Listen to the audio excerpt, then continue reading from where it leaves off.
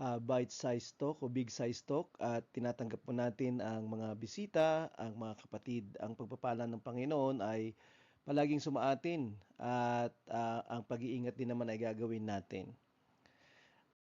Ang ating paksa ay isang reaksyon o isang depensa, isang apologetics at ito ay pinamagatang tanging daan.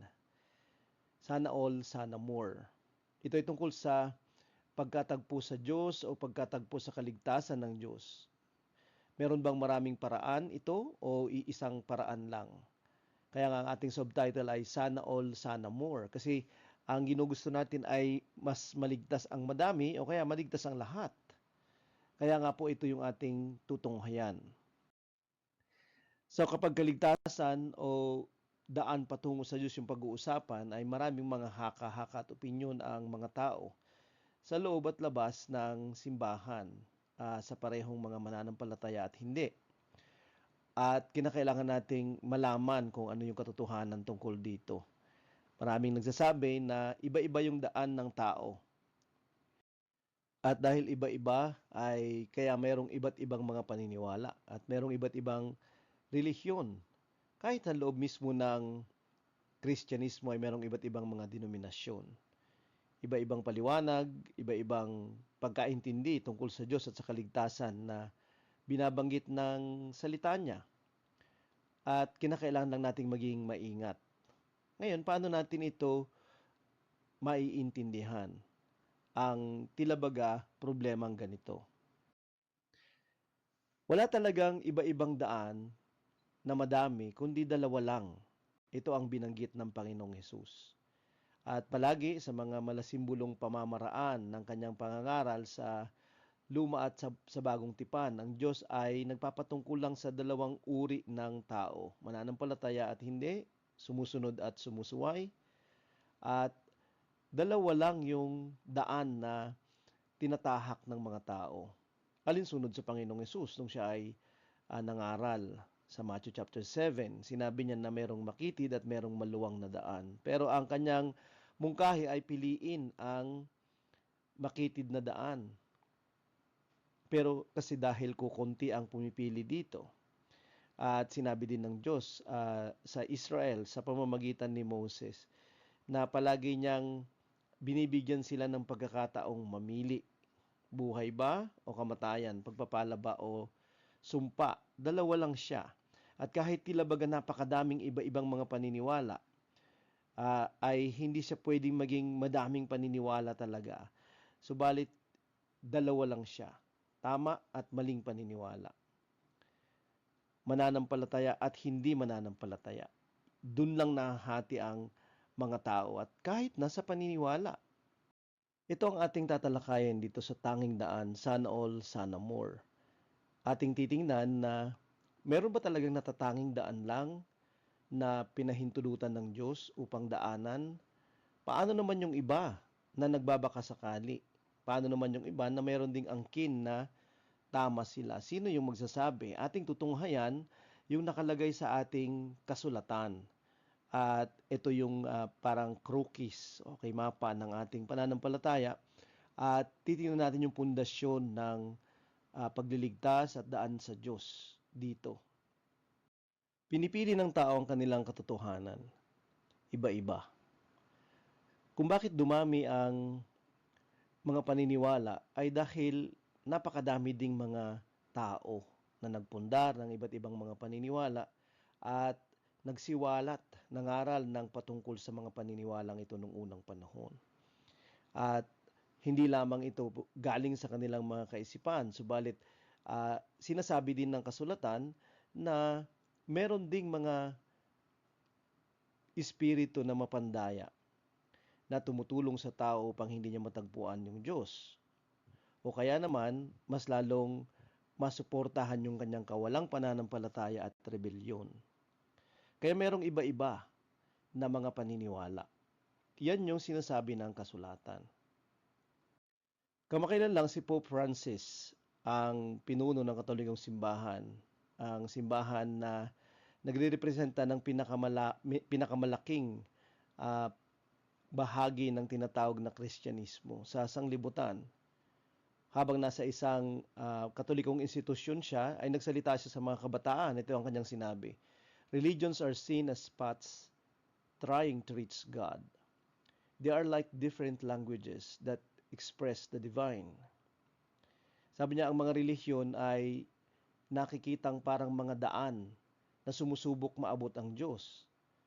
Sila ay mga iba't ibang mga lingwahe na nagpapahayag ng pagka-Diyos.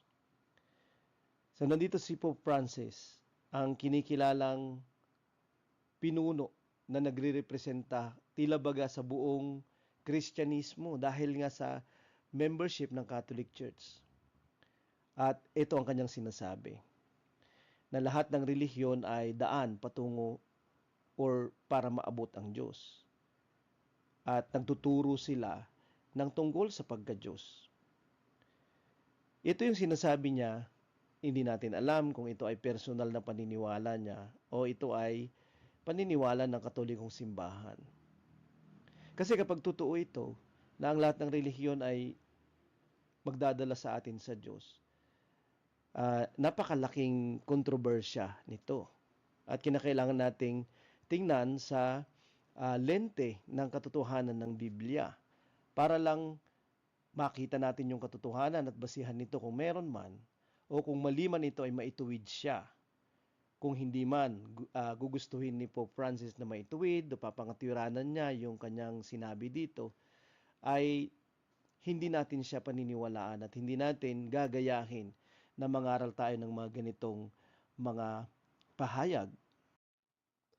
Ang sinasabi ni Pope Francis ay parang ganito. Iba-ibang mga daan, pero patungo sa iisa lang sa dulo. Ano ang pinapahiwatig nito? Sa kasalukuyan, lalong-lalo na tungkol sa katotohanan at sa hinaharap, yung destinasyon ng lahat ng tao. Kasi merong iba't ibang mga paniniwala at merong iba't ibang mga relihiyon dahil dito sa iba't ibang mga paniniwalang ito. Pero kung ating paniniwalaan yung sinasabi ni Pope Francis, ay ligtas lahat, daan lahat ng Diyos at ligtas lahat ang mga nasa mga relihiyon o mga paniniwalang ito.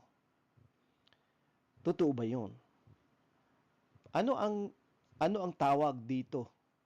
Meron bang tawag sa mga paniniwalang ito kung sakali ng mga tao? Una, yung relativism na tinatawag, na ang paniniwala ay hindi sinasaklawan ng iisang tao lang o isang organisasyon o isang simbahan lang. Bawat isa ay nagsasalita ng katotohanan. Kahit na sila ay magkakasalungat, kahit na hindi sila magkakapareho, pero lahat ng mga nagsasabi at nagpapahayag ay tama lahat yung sinasabi nila. Yan yung ibig sabihin ng relativism. Truth is relative. Ang ibig sabihin, walang isa na magsasabing siya yung batayan ng katotohanan. Subalit ang katotohanan ay lahat ng pahayag, lahat ng pananaw, lahat ng paniniwala. So yan yung relativism. At tila baga, ito yung pinapahiwatig ni Pope Francis. Pangalawa ay pluralism. Nang ibig sabihin, lahat ay tama. Ganun din, yung parang relativism din. Kahit hindi tayo magkakapareho, kahit hindi tayo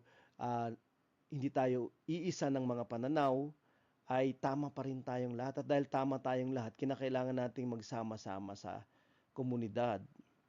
At ang palaging sinasabi nila ay igalang natin ang mga paniniwala ng iba.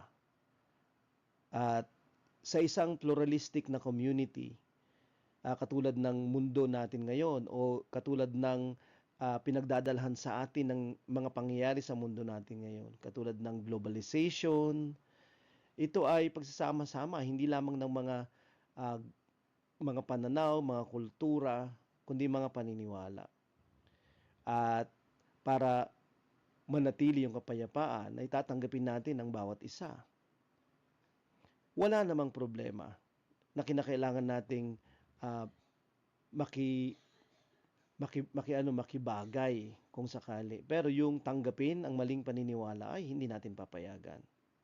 Hindi tayo magsisimula ng debate, hindi tayo magsisimula ng di pagkakaintindihan kasi alam naman natin na wala naman talagang meeting point ang mga magkakaibang mga pananaw. Pero hindi natin tatanggapin ang anumang salungat sa katotohanan. Kahit pa nakatira na tayo sa isang tinatawag na pluralistic at relativistic community or world. Universalism, yung isang ipinapahiwatig ng sinabi ni Pope Francis. Ang ibig sabihin ng universalism, kahit na anong mangyari, kahit ano pa yung mga paniniwala natin, maliligtas pa rin tayo sa dulo. Kasi lahat nga ng paniniwala, kahit paniniwala kay Satanas, ibig sabihin, kasi yun din ay paniniwala. Okay, basta relihiyon. Pero kahit din yung kawalang Diyos o atheism, dahil ito din ay isang paniniwala. Paniniwala nga lang na walang Diyos. So, sa pananaw ng universalism, sa dulo, ligtas lahat. At ang sinasabi pa nga nila, dahil nga ang Panginoong Hesus ay tagapagligtas ng sanglibutan, kaya nga maliligtas lahat eventually ang mga tao. Pero iba yung sinasabi ng Biblia. Totoo na ang Diyos ang lumikha ng lahat, totoo na ang Diyos ay nagmamalasakit sa lahat. Pero ginugusto ba ng lahat siya? Gusto ba nilang sumunod sa Kanya? Paano kapag ayaw nilang sumunod? Paano kapag ang Kanyang inilatag na katotohanan ay hindi nila pinapakinggan at sila ay nagki-create ng sarili nilang mga pananaw? At ito ang nangyari sa buong sanglibutan. Hindi siya iba-ibang daan, kundi 200 lang, katulad ng naintindihan natin kanina. 200 lang, pero mas madami sa maluwag at kakaunti sa makitid. Ito yung sinabi ng Panginoong Jesus. Sa John 14 verse 6, sumagot si Jesus, "Ako ang daan, ang katotohanan at ang buhay. Walang makakarating sa Ama kung hindi sa pamamagitan ko." Itong verse na to ay sinabi ng Panginoong Jesus upang ituwid yung pananaw ng mga tao nung kapanahunan niya na maaring ganun din ang paniniwala nila. Sila ay relativistic, pluralistic, at universalist. Katulad ni Pope Francis na nag-iisip na merong iba't ibang mga relihiyon na at ang mga ito ay magdadala lahat sa Diyos. Pero sinabi ni Jesus na hindi. Wala. Ako ang daan. Ako ang katotohanan. Siya yung magsasabi ng katotohanan, dadalhin niya yung katotohanan.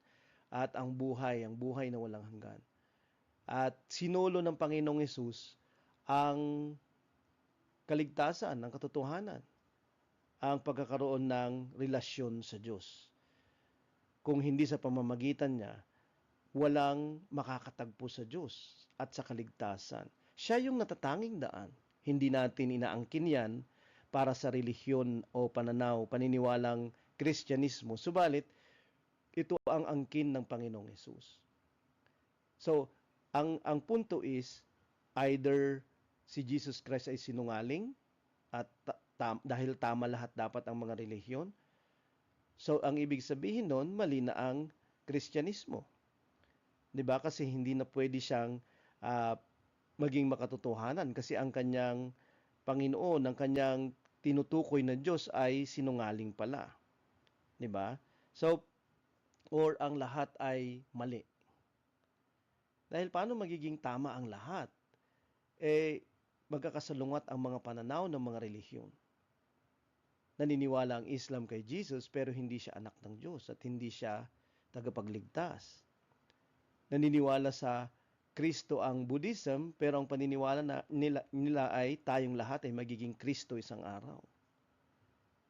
Naniniwala sa Diyos ang Hinduism pero ang paniniwala ng Diyos ay sobrang dami kasi sila ay polytheists na tinatawag. So, kung valid lahat ng religion, mali si Jesus. Or, hindi tama si Jesus at hindi rin tama yung lahat ng religion kasi walang tama. Kasi magkakasalungat nga sila eh. Kasi paano magiging tama yung mga magkakasalungat? Or, iisa lang talaga yung tama at yun ang Panginoong Hesus. So, all religions is wrong or one religion is right pero hindi pwedeng lahat ay right. So, sino yung ipinapakilala ng Biblia na Diyos? So, ang pagpili ay nasa tao. Ang kaligtasan ay pinipili ng tao. Ang daan ay pinipili niya. Ang paniniwala niya ay pinipili niya. Ang paraan ng pagsamba niya sa Diyos ay pinipili niya. At maniwala kayo sa hindi, maniwala tayo sa hindi, gumagawa yung tao ng sarili niyang Diyos. Pinipili ng tao ang kanilang pagsamba. Pagano ang pinakamatandang uri ng pagsamba kung ang pag-uusapan ay madaming mga taong sumasamba. Sa Romans 1 verse 20, totoong hindi nakikita ang Diyos, sabi ni Paul, pero mula nang likhain niya ang mundo, ang kanyang walang hanggang kapangyarihan at pagka-Diyos ay naipahayag sa mga bagay na ginawa niya. Kaya wala silang may dadahilan. So, ito yung mga unang mga tao, simula pa kay Adan, kilala nila ang Diyos. Dahil, sino ba naman yung lumikha ng lahat ng nakikita nila, kung sakali? Meron pang mas higit na katwiran ng mga tao noon. Kasi pinagbabasihan nila na ang nilikha ay nandyan kasi merong lumikha. Ang mga planeta, 'di ba? Ang mga buwan, ang mga bituin na pagkadami-dami, pagkalaki-laki. At ang sanglibutan na tinitirahan. Alam nila na mayroong lumikha kahit hindi nila nakikita ang Diyos. Okay? Kaya lang ayaw nila. At hindi nila tinatanggap ang Diyos na ito. Pero sabi ng Apostol Pablo, wala silang may dadahilan. So, pagkakita natin ng lahat ng mga bagay na nilikha ng Diyos kasama natin, ay alam natin na mayroong lumikha. Siyempre, hindi natin alam kung ang lumikhang ito ay matuwid, mabuti, di ba kung ang pagbabasihan lang natin ay ang kanyang nilikha. Pero alam natin na mayroong lumikha. At hindi natin pwedeng sabihing wala. Walang sino man ang pwedeng makapagsabi kung titingin lang siya sa universe, sa physical creation, mayroon talagang lumikha. Sa 21, at kahit alam nilang may Diyos, hindi nila siya pinarangalan o pinasalamatan man lang. Wala silang pagtuturing sa Diyos na nagpakilala sa kanila. Sabi niya rito, alam nilang may Diyos, kilala nila ang Diyos. Pero tinatakwil nila ang Diyos na ito at ang kanyang pagka-Diyos. Ayaw nilang magpasakop sa Diyos. Ayaw nila na merong nagsasabi ng tama at mali at merong nagtutuwid sa kanila. Gusto nila ang kanilang sariling mga pamamaraan.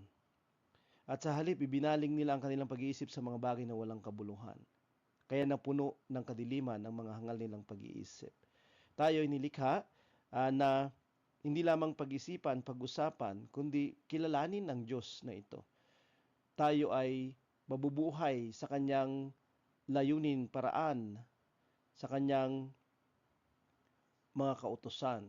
At dito, lalabas yung ating layunin bilang tao upang siya ay purihin, parangalan at luwalhatiin.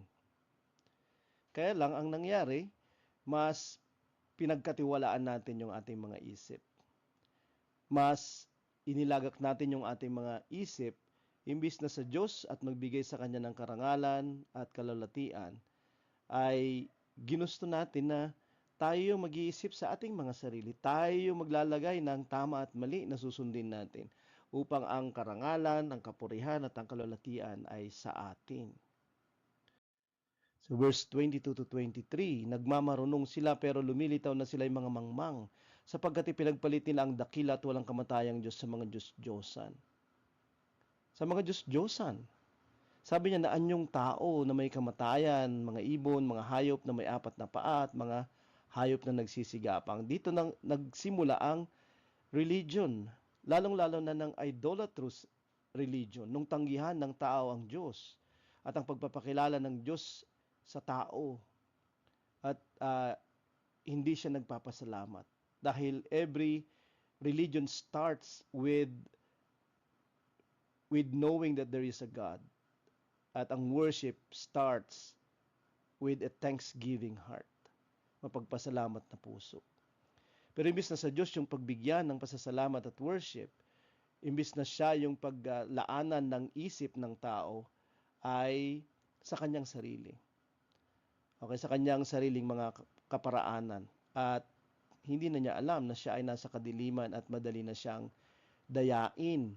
At sabi dito, gumawa na siya ng mga Diyos-Diyosan.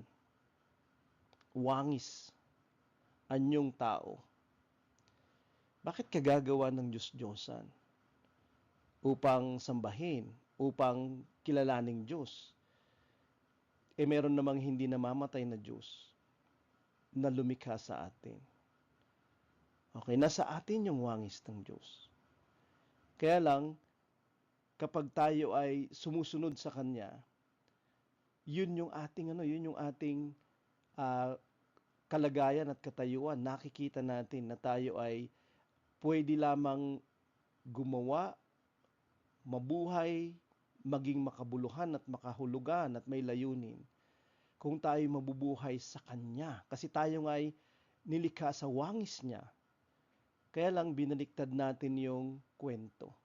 Gumawa tayo ng wangis natin. At yun yung ating sinamba. Ito ang umpisa ng idolatrous religion. Dahil sa pagtanggi ng mga tao sa revelation of God at dahil hindi na nila makilala yung sarili nilang they are in the image of God, so gumawa na sila ng image nila to worship. At sa Tower ng Babel, di ba, ito ay naging evident, lumabas itong ganitong plano ng mga tao. At bawat bansa ay nanggaling dito, bawat lingwahe ay nanggaling dito at kumalat yung iba't ibang uri ng relihiyon sa iba't ibang uri ng mga bansa na mayroong iba't ibang uri ng mga salita. Pero iisa lang yung kanilang ginagawa. Ito ay idolatrous worship. Ito ay nasa daan na maluwag at hindi sa daan na ginugusto ng Diyos.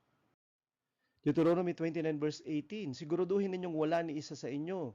Sabi ng Panginoon through Moses sa mga Israelites. Nakaliligtas lang nila dito from Egypt. Walang isa man sa inyo, babae o lalaki, sangbahayan o angkan. Okay, individual, family, or race, natatalikod sa Panginoon nating Diyos at sasamba sa mga Diyos ng mga bansang iyon. Dahil ito yung inabutang pamayanan at sibilisasyon ng mga Israelita. Kumalat na yung iba't ibang mga pananaw na religyoso pero pagsamba sa Diyos-Diyosan o ibang Diyos yung kanilang ipinapangaral at kanilang isinasagawa. Katulad ng Egypt. At ito yung kanyang binababala sa kanila. Pag tumalikod din sila sa Panginoong Diyos, ganun ulit yung mangyayari sa kanila. Bakit sila sasamba sa ibang Diyos kung pagkatapos silang tumalikod? Pwede bang tumalikod ka na hindi ka naman sasamba sa ibang Diyos? You cannot. Kasi we're created to worship. Nilikha tayong sumamba. At kung hindi tayo sumasamba sa totoong Diyos, sasamba pa rin tayo. Either ourselves, or things, or si Satan. Katulad ng nakikita natin ngayon na nagiging sikat, di ba? May mga Satanist ngayon. Tapos sabi niya, para huwag kayong gumaya sa ibang mga bansa kasi pagan sila, pagano sila, hindi sila sumasamba sa totoong Diyos para wala ni isa sa inyo ang maging katulad ng ugat na tumutubong mapait at nakakalason. Ito yung lumalason at pumapatay na pamamaraan sa mga tao. Sa 32:15, pero ito ay hula ng Panginoon sa dulo ng Israel, yung mga Israelitang ito sa huling panahon ng buhay nila, na sila ay magiging maalwan ng mga pamumuhay at magiging maayos, mapayapa, maunlad. Naging maunlad ang mga Israelita pero nagrebelde sila.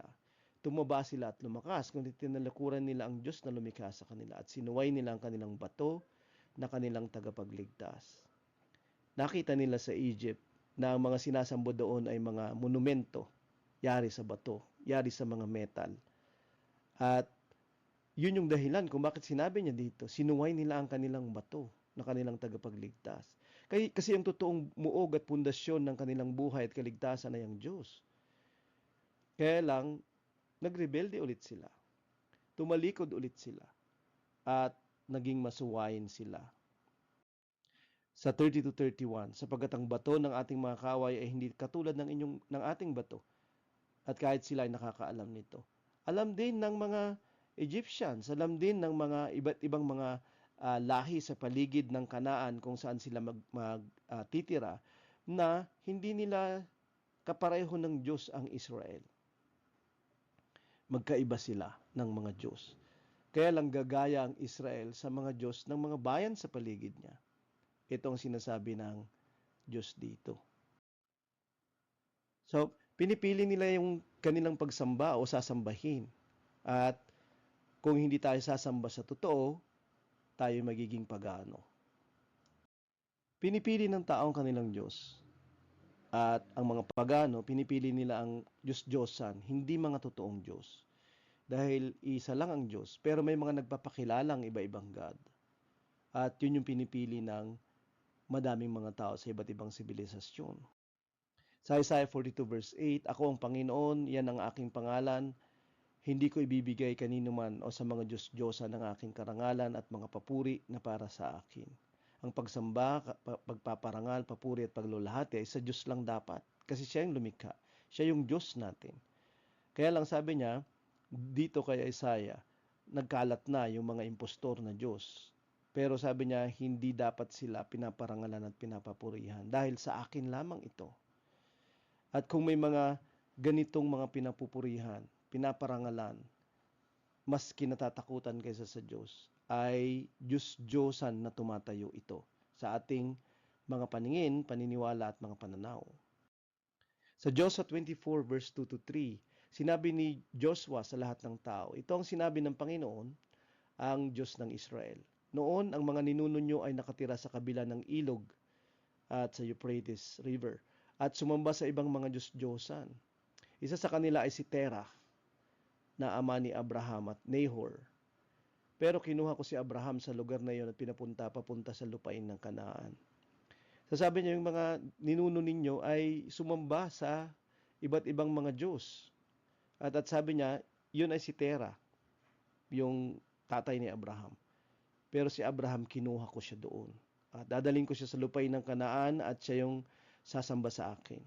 At ganoon din yung kanyang mga kaapu-apuhan katulad ng mga Israelites. Ito yung kinikwentuhan ni Joshua dito, yung mga Israel. Sa verse 14, chapter 24, kaya ngayon igalang ninyo ang Panginoon at paglingkuran na may katapatan. Itakwil na ninyo mga Diyos-Diyosang sinasamba noon ng mga ninuno sa kabila ng ilog Euphrates at sa Egypt at maglingkod kayo sa Panginoon. Nandito yung himok ni Joshua, 'di ba, na kanilang paglingkuran ng Diyos. At eventually sasabihin niya dito na kapag hindi niyo siya paglilingkuran, siya ay magagalit. Hindi lang siya hindi magpapala, siya ay hahatol. Kasi na-offend siya. Pinagsiselos nila siya sa mga Diyos-Diyosan na ito. Yung para sa kanya ay binibigay sa mga hindi naman Diyos, kundi nagkukunwari at impostor na Diyos na dumadaya sa kanila dahil doon ay galit ang Diyos sa kanila at sila ay hahatulan. Sa Deuteronomy 32 verse 21, pinagselos nila ako sa mga hindi tunay na Diyos at ginalit nila ako sa kanilang walang kwentang mga Diyos-Diyosan. Kaya pagsisiloson ko rin sila sa pamamagitan ng pagpapala ko sa ibang mga lahi, gagalitin ko sila sa pamamagitan ng pagpapala ko sa mga mangmang na bansa. Merong tiyak na pagpapala sa pagsunod sa Diyos sa tamang paraan. Siya lang yung Diyos na dapat paniwalaan at dapat sundin. So, hindi tama yung sinasabi ni Pope Francis. Tinuturuan tayo ng paghanong pamamaraan. Pinipili ng taong ang kanilang Diyos, Diyos-Diyosan yung pinipili nila. Mga impostor na Diyos na hindi totoong Diyos. Pinipili ng tao ang kanilang Diyos at yung diablo yung pinipili nila. Paano ko nalaman? Kasi sinasabi dito sa Deuteronomy 32 verse 16 to 17, pinagselos nila at ginalit ang Panginoon dahil sa kanilang pagsamba sa mga Diyos na kasuklam-suklam. Nagandog sila sa mga demonyo na hindi tunay na Diyos. Mga Diyos na hindi nila kilala at kailan lang lumitaw at hindi ginalang ng kanilang mga ninuno sa kanila. Kilala nila yung Diyos. Alam ng mga ninuno nila at ikwinento ng mga ninuno nila ang Diyos na ito. Subalit, tumalikod, nagrebelde at sumuway ang Israel. At sa palagay nila, sila ay nagiging advantageous. Bentahe sa kanila yon. Dahil una sa lahat, walang magsasabi sa kanila kung ano yung dapat nilang gawin, walang sino magkokontrol sa kanila. Pero dahil sa kanilang ginawa, hindi sila nagpasalamat, hindi nila kinilala yung Diyos na ito, sila ay naging madilim at sila ay nadaya at sila ay sumamba sa mga demonyo. Mga false na mga gods at ito yung mga fallen angels na nandito sa lupa kasama si Satanas. Sa 1 Kings 18 verse 21, nung makipagduelo si Elias sa mga bulaang propeta na nagtuturo ng ibang Diyos, Canaanite God. At dito sabi dito, lumapit si Elias sa mga tao at sinabi, hanggang kailan pa ba kayo mag-aalinlangan? Kung ang Panginoon ang totoong Diyos, sundin niyo siya. Pero kung si Baal ang totoong Diyos, sundin ninyo ito. Pero hindi sumagot ang mga tao. Kasi sila ay nadaya ng napakaraming mga daan-daang mga bulaang propeta. At ganoon pa rin yung kalagayan ngayon. Daan-daan o libo-libo yung mali. At mabilis na pinaniniwalaan yung mga sinasabi nila kasinungalingan kaysa sa katotohanan. At kinakailangan na mayroong ganitong katapangan, mayroong ganitong paninindigan ang nasa katotohanan. Dahil kung hindi siya maninindigan at hindi siya mangangaral katulad ni Elias dito, wala nang maririnig na iba ang mga taong nadaya. Dito nga hindi sila sumagot dahil sila ay nawili na, dahil sila ay nadaya na sila ay na niwala na sa mali, 'di ba? Pero kung ang Panginoon ang totoong Diyos, ibig sabihin mayroong bulaang Diyos at yun ay si Baal. At ang Baal ay bull god, okay, baka na god. Parang si Apupis din ito sa Egypt. Okay, yung ginawa ni Aaron nung time ni Moses sa Exodus. At nandun din sa Babylonia siya. Nandun din sa Middle East nung unang panahon siya. Okay? At ito ay sinisumbulo ni Satan. Ito ang kanyang isa sa mga pangalan. Sa Matthew 4 verse 9, nung si Jesus ay tinutokso ni Satanas, sinabi ng diablo kay Jesus, ang lahat ng iyan ay bibigay ko sa iyo. Lahat ng kaharian at lahat ng kariktan, kalulatian niya, kung luluhod ka at sasamba sa akin. Kasi ito yung first and foremost na layunin ni Satanas, siya ay sambahin at paglingkuran, katulad ng Diyos. At ito din yung unang pandayan niya kay Adan at kay Eva. Magiging Diyos kayo, hindi kayo mamamatay. Kung susuway kayo sa Diyos, magiging katulad niyo siya. At ito yung mga impostor na Diyos. Pinangungunahan siya ng diablo at ni Satanas. At ito ang mga sinasamba ng ibang mga lahi at ibang mga bansa. Ito yung sinasabi ng ating Biblia bukod sa Israel. Sa 1 Corinthians 10 verse 19 to 20. Ito naman sa Roman Empire at pagkatapos lang ng Greek Empire. Ano ang ibig kong sabihin? Sabi niya sa Korinto si Paul, sinasabi ko ba na may kabuluhan ng mga Diyos-Diyosan o ang pagkain inihandog sa kanila? Hindi, walang kabuluhan. Walang kabuluhan lahat ng handog sa mga Diyos-Diyosang ito. Ibang Diyos na ito. Ang ibig kong sabihin ay inialay nilang mga handog na yan sa masasamang espiritu at hindi sa Diyos. Ayaw ko maging kabahagi kayo ng masasamang espiritu o ng mga demonyo. So, sila yung sumasagot sa mga dasal. Sila yung gumagawa ng himala. Sila yung kung sakali nagpaparamdam kapag sila ay dinadasalan, hinihingan, pinaglilingkuran, pinaniniwalaan kasi dinadaya nila yung mga tao. Kasi sila ay may dalang kasinungalingan at pandaraya. Sa 2 Corinthians 4 verse 4, ayaw nilang maniwala sa magandang balita, mga hindi nananampalataya, mapapahamak kasi hindi sila naniniwala dahil ang kanilang mga isipan ay binulag ni Satanas, katulad ni Adan at ni Eva, na naghahari sa mundong ito. Si Satanas yung hari ng sanglibutan or sa ibang salita sa Greek ay God of this world. Binulag niya sila para hindi nila maintindihan ang magandang balita, therefore hindi sila mga ligtas.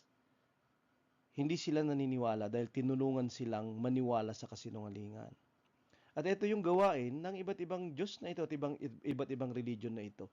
Iba't ibang branches lang ng isang tagapamahala. Parang sangay siya ng mga bangko. BPI for example, madami siya na sangay pero isa lang yung may-ari. At ito si Satanas sa kanyang mga sangay sa relihiyon. Iba-ibang Diyos-Diyosan, iba-ibang mga pangalan, iba-ibang mga espiritu ng demonyo na nandun, pero pinamamahalaan siya ni Satanas. Kung totoo yung sinasabi ni Pope Francis, kamakailan lang, na ang lahat ng religion ay patungo sa Diyos. Sinong Diyos? Merong naghahari dito sa sanglibutan at nagpapakilalang Diyos, si Satanas. Hindi yung Diyos na totoo kasi ang pakilala niya ay iisa lang yung daan patungo sa Kanya. So pinipili ng tao ang kanilang Diyos. At sa kasawiang palad, maraming pumipili sa dyablo at kanyang mga alipores nang hindi nila nalalaman.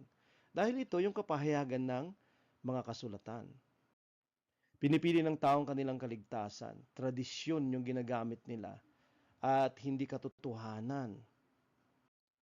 Sa 1 John 5 verse 20 to 21, alam din nating ang anak ng Diyos ay naparito sa mundo. Yung Diyos ay naparito upang hindi siya katulad ng ibang Diyos na malayo, na hindi nakikita, subalit siya ay magpapakita. Siya ay maririnig ng pisikal na tenga nila, makikita ng pisikal na mata nila, makakasama ng pisikal na sila. At binigyan niya tayo ng pangunawa upang makilala natin ang tunay na Diyos. At tayo nga ay nasa tunay sa pamamagitan ng kanyang anak na si Jesucristo. Siya ang tunay na Diyos at buhay na walang hanggan. Sa pagtatapos, sabi niya dito, mga anak, lumayo kayo sa mga Diyos-Diyosan. Si Jesus ay ang Diyos na nagkatawang tao upang ipaalam sa atin yung katotohanan at kaligtasan. Kaya nung sinabi niya ako yung katotohanan ng buhay, ang daan, wala nang iba pa. At hindi siya nagsisinungaling. Dahil kung nagsinungaling siya, ay magiging katulad na rin siya ng mga nagkukunwari at impostor na Diyos na sinisimbolo nitong mga Diyos-Diyosan na nagkalat even before. Kasi ang religion ay nagkalat dati. Kaya mali si Pope Francis. Siya ay nagtuturo hindi lamang ng relativism, pluralism, hindi lamang siya nagtuturo ng universalism, siya nagtuturo ng Satanism.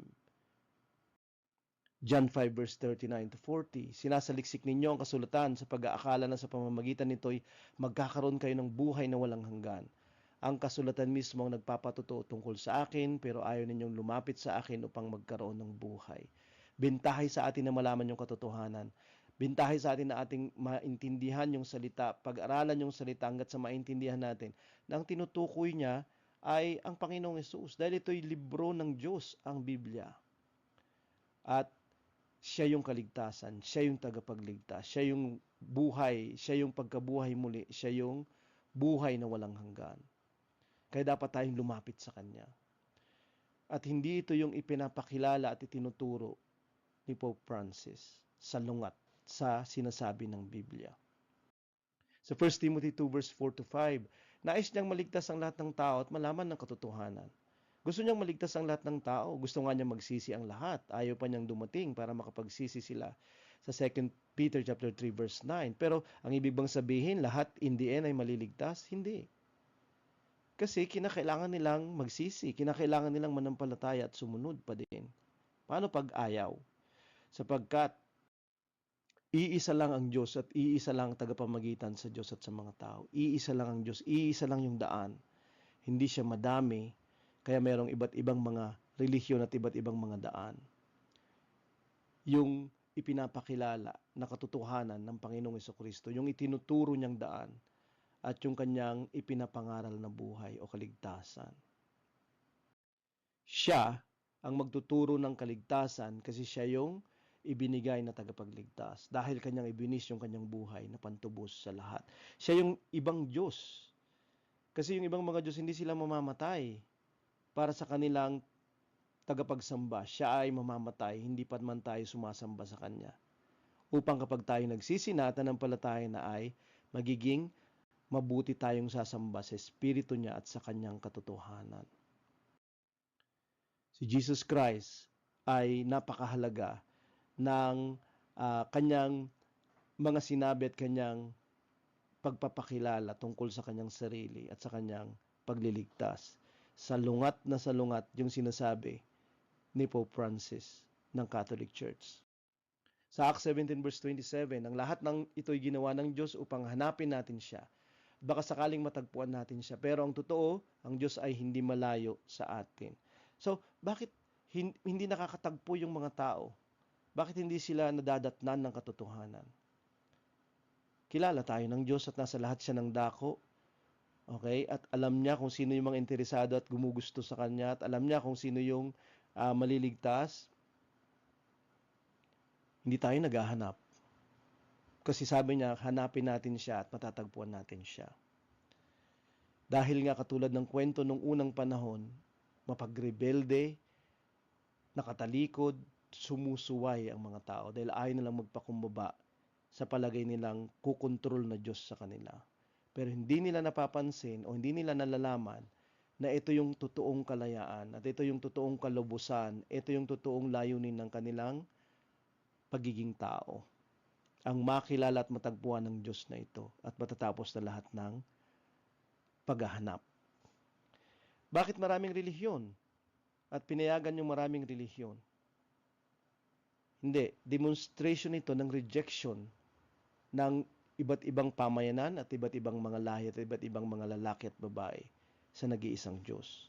Kaya napakaraming mga paniniwala na iba-iba at magkakasalungat dahil ito ay expression ng kanilang rejection, rebellion, at pagtalikod sa totoong Diyos.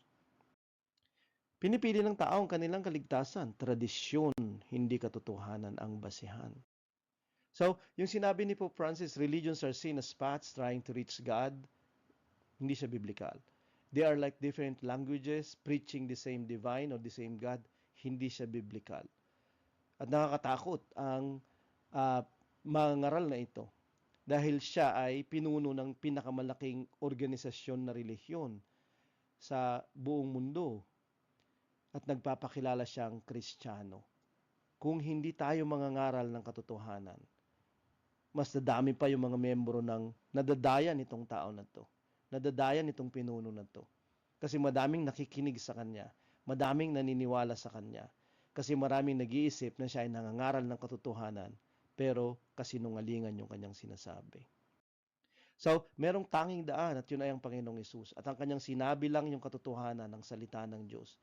Kaya dapat nating maintindihan upang matalo ang pandaraya at kasinungalingan ni Satanas.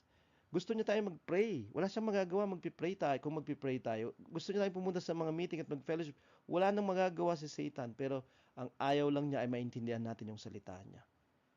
Dahil kapag naintindihan natin yung salita niya, magliliwanag yung isip natin at makikita natin na ang mga salita ng Diyos ay ispadang pang-opensa natin laban kay Satanas. Katulad ng ginawa ni Jesus Christ nung siya ay tinutokso.